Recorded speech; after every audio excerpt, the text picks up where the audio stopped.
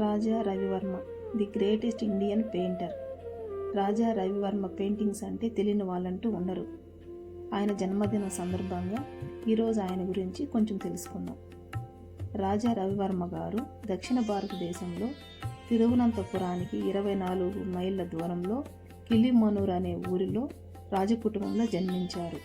ఆయన తండ్రి గారి పేరు యజుమవిల్ నీలకంఠన్ భట్టా తిరిపాద్. ఆయన తల్లి పేరు ఉమాంబ తుంపురాట్టి.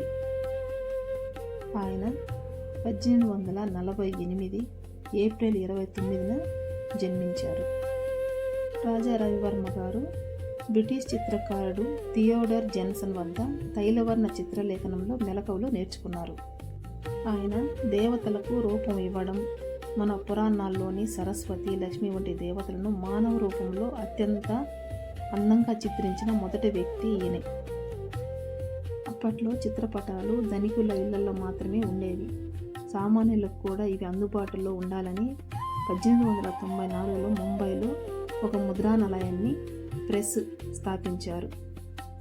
దీనివల్ల దేవుళ్ళ చిత్రపటాలు ప్రతి ఇంటి పూజ గదిలోకి చేరాయి. 58 ఏళ్ల వయసులో 1906 అక్టోబర్ 2న కేరళలోని కిలిమనూర్ ప్యాలెస్లో ఆయన మరణించారు. ఆయనకి నమస్కారం.